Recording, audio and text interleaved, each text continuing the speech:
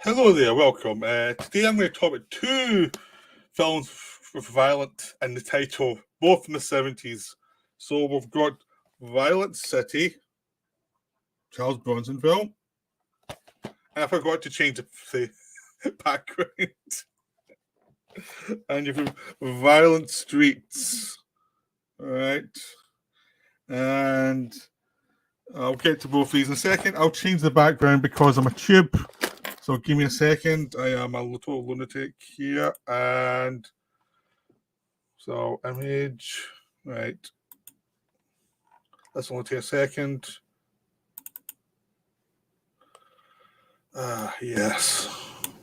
That's better. I'm now getting aimed at my head for being so stupid. So there we go. Imagine Charles Bronson try to shoot me for being an idiot. Now that'll probably help a lot. So we'll start with Violent City, the Sergio Solima film from the early 70s. Now I've done quite a few Sergio Solima films, and I'm going to do another video fairly soon, which is going to be the Sergio Solima on YouTube, because quite a few of these films are not yet available on, at least in Britain, to buy, but you can find them on YouTube in terrible conditions. So I'm going to watch those films over the next few weeks and report on what I saw.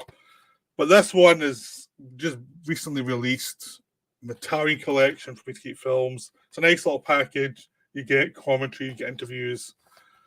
It's not the most amazing release. I mean, Revolver and Big Gun Down and Run Man Run all got better releases than this, but that's still a good, solid one. It is a very good film. It was the first of his crime films, and the other one was Revolver. So they were very good releases. This one is the weakest of the two films I'm covering tonight, and it isn't as good as Revolver, but it is very well made. It's one of those films that has its problems. It was based on a script that Solima inherited, so he rewrote it with a fellow scriptwriter and director, and added some flashbacks and added some things to it to try and make it more interesting. And he does succeed mostly, but there are feelings in this film that it wasn't based on a story that was that great in the first place. So it's a case of talented people come together to massively improve something that wasn't particularly original, rather than them having an amazing idea and exploding the idea through the film. Where Revolver's got a much stronger idea, and so does Face to Face and The Big Gun Down. This one has a weaker idea, but it's still done really well. And it does have a Charles Bronson performance that's pretty committed. And it is coming in the tail of Once Upon a Time in the West, and before he went over to America and did his Death Wish stuff and basically coasted through a lot of films. This is one you can tell he's a bit more committed to. He's putting a lot more into it. Even though in some ways he's miscast, the character as written is always portrayed as someone who's younger than Bronson actually is. But they try and shoot him as if he's fairly young. But obviously in this shot behind me, you can see some of his wrinkles. So that's the big problem. I think there was only so much they could do. But it's still a very good film. Still a very solid film. It's just that it's not quite as strong as it could have been. Probably had more time to develop the script better, but there's a lot to enjoy here. So the plot really is about Bronson trying to being a hitman, and he's basically walked away from the life with his woman, played by Jill Ireland, who was Bronson's wife in real life. And after they leave a boat, and first you see the beginning of the film, they are attacked by various people. And it leads to a terrific car chase. It takes about 10 minutes to go through all these side streets in this Italian village, and it's wonderful. It's so well done. This film does have some terrific action. Really, the action stuff is all amazing. That really sets you up for expecting this to be an all-action movie, and it's not that. It's much more of a film noir kind of type of film, There's a femme fatale, and there's Bronson's not quite sure he can trust Jill Ireland at any point during the film. And basically, the first half of the film is basically him trying to get back at this race car driver who sent those guys after him because he was jealous of Bronson and Jill Ireland. He wanted her for himself. And Bronson had done a job for him. And he just was this petty, cruel criminal type. Look, he was part of the official world, but also part of the criminal world. And basically, the first half is you watching Bronson spend time in jail, figure out how he was betrayed. He knows that Jill Ireland went with the guy. He's not quite sure if she betrayed him or not. He can't quite work it out whether she was on it or it was just something where she went with whoever wouldn't kill her. So he spends time figuring that out. So he finds her, finds out what she's doing, and then he goes after the race car driver. And another terrific sequence where he takes out the race car driver during a racetrack meet, and during the actual race, like he, because he's a marksman, he plans it out and plans out the speed the guy going round the course. He's got a place he's going to hit him at, so they can shoot out the tire and it'll cause the most damage to him. And he just does it patiently. He has to avoid being seen by the people around him because he goes this hill where people are just watching from a distance. He has to hide and slowly wait, bit by bit. He has to wait until he actually finally gets his man. That's a terrific sequence. All the action I said is terrific in this film. And then it's pretty much Bronson trying to figure out the woman and trying to figure out what to do with her. And then he gets caught up with Taylor Savalas, who's this ex-mob boss who's now gone legit. And he's got he's now married to Jill Ireland. And there's a lot of politics going involved with his organization. Bronson has to try and figure his way through it and figure out what to do and who's playing him, who's not playing him. And that's where the film, you can sense the film has its issues from what's original idea, because the first hour is a lot stronger. The first hour is Bronson with the car chase, Bronson going to jail, having dialogue in jail with people. It's a bit cliche dialogue, but he gets the point across. And then it's him busting through the criminal underworld to actually find out who set him up, which means being brutal to some people and doing a little bit of torture here or there. And it takes its time, but actually it's a nice sense of atmosphere. You know, a sense of director and control. You've also got these flashbacks, Bronson thinking back to his time in Jill Ireland, in a way that would anticipate a lot of other films would follow. And it's obviously reminiscent of Point Blank, which is a much better film, but this is still in that vein of Point Blank. And the film just keeps moving forward with this idea. It's just when it gets to the point where he has to try and figure out whether Jill Ireland's playing him or not, where sometimes the character acts a bit stupid in a way that isn't consistent. You can see him being paranoid, you can see him actually planning ahead, but there's times when, for the film noir plot to go in, he's like, why did he do that? Why is he's a bit too trusting? And they never quite figure that out in the plot. So they just rely on the idea that it's more of an existential crisis for Bronson, trying to figure it out. And the fact he's this doomed figure, it carries it. The atmosphere carries it. The plot, sometimes when the plot mechanics aren't really strong enough. And that's why the film loses a few points for me, just because it's like at some points Bronson does stuff in the second half of the film that it's hard to find motivation for. Even though there's some terrific scenes. I mean, his face-offs with Savalas are all fun. Savalas is so playful compared to Bronson. It creates an interesting dynamic. There's obviously dodgy lawyer. There's some flashbacks to how Jill Ireland got involved with all these people. There's lots of interesting things, but it doesn't answer the question of why Bronson does certain things that are a bit dumb. And the film never can get beyond that. But it's got a great ending. The ending is wonderful. The ending really delivers.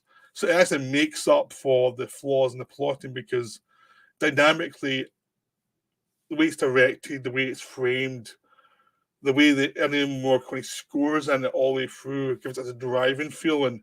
It creates this sense of atmosphere for the film that jumps over the plot holes. So you don't really care that much about the plot holes. In some films, you'd leave it going, yeah, there's too many plot holes here. It's substandard in some places. And this one is like, yeah, there's some plot holes here, but the atmosphere is so good that and Bronson's obviously committed and is obviously tortured, and it's like it works no matter what happens. It works. It's still get Bronson before he can start cashing it in. This is still him after Once Upon a Time in the West. Even though he's got his moustache now, he's still ambitious to be doing good work rather than just collect a check.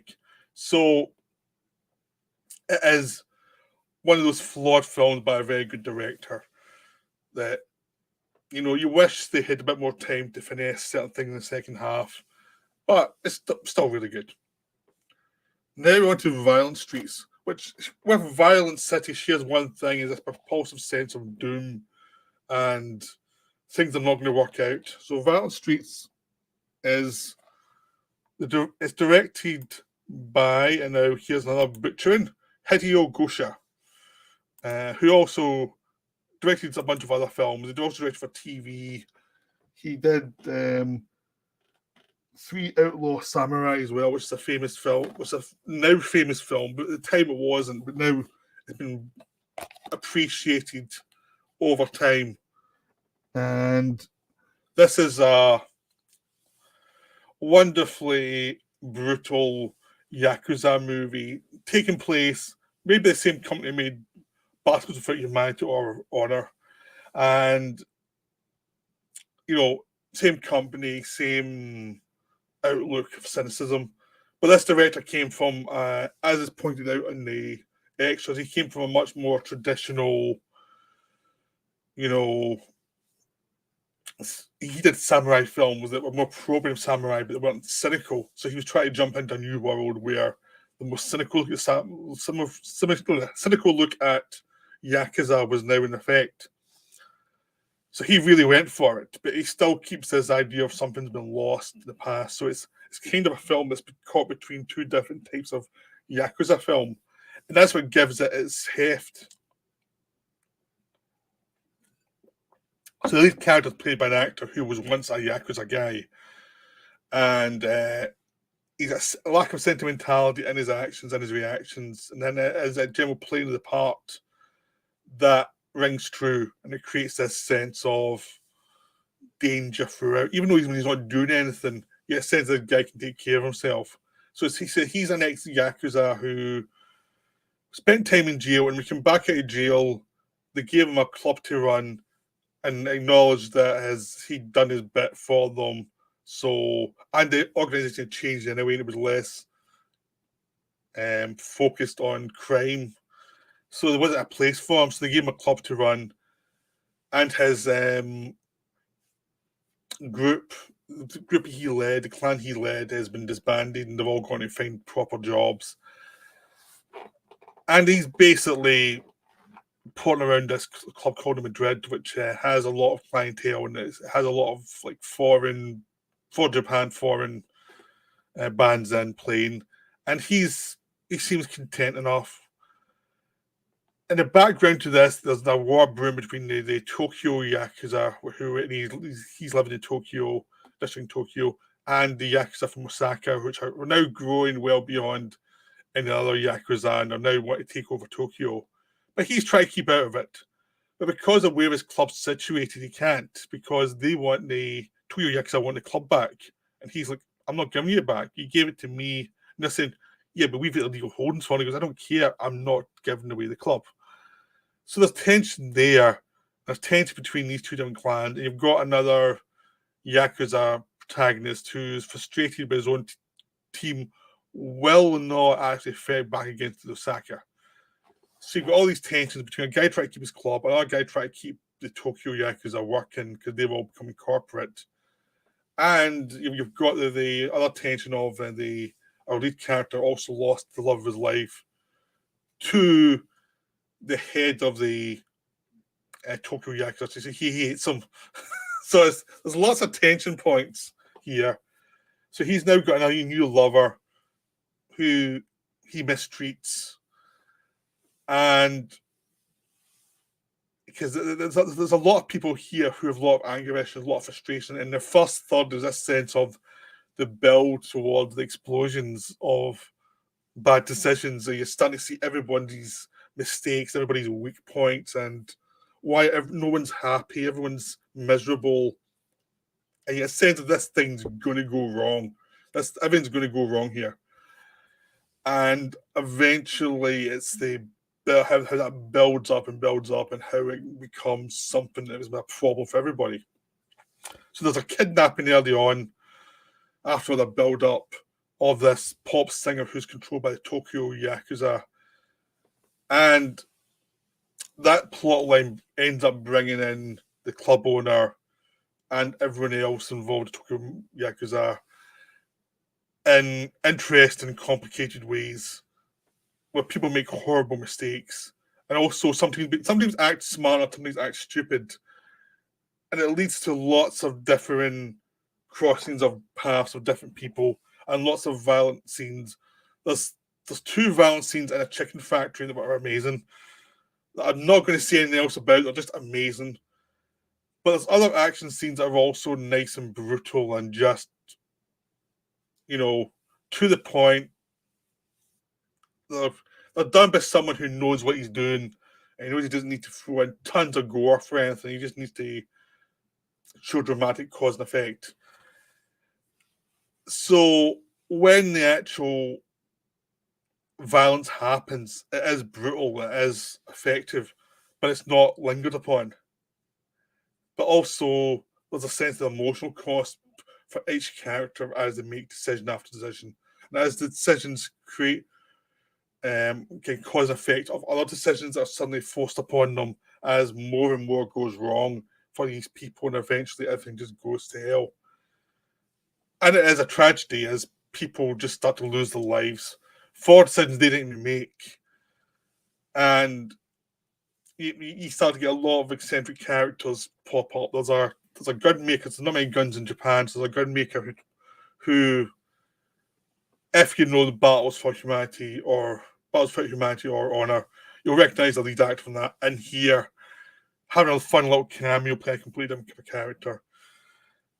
There are attacks and different strongholds and things, but it's all done with brutality and it's just wonderfully done. It's just a sense of this is just something that's getting more and more out of control and it's been manipulated by people who are in the background who don't actually care as long as they get what they want. So even before it's confirmed what's going on, you can suspect what's going on behind the scenes. Everything's slowly coming together to show you this is a lot of these decisions are made by the gods of the Yakuza, far above the heads of the people who are doing the fighting. And the people who are doing the fighting don't realise they're already doomed because there's never any way out for them. Their fate had been sealed before the film started. And it's just wonderful because it is just there's this mood of doom throughout. But these people are not going to go down without a fight. So even if the fight's useless, they're still going to have the fight. And other people aren't aware that they've already been made obsolete. They just don't get it. They don't understand they're obsolete. And that includes people in the Tokyo Yakuza who think they're much smarter than they actually are. So this is just a wonderful film. I'm trying to talk around the themes without giving away all the plots, which can be difficult. There's some assassins in there that are wonderful. You need to see to believe where they go with that. There's just lots of really interesting stuff. Lots of nice side characters. Lots of interesting things that make the situation go wrong that you don't expect me to go to in the film. So it's just wonderful. And it's highly recommended. So that's me about these 2 films, Violent Streets and Violent City. They're both definitely worth seeing, but especially Violent Streets. Violent Streets is just wonderful. So I hope you enjoyed this video. I'll be back soon with some more. That's me for now. Bye.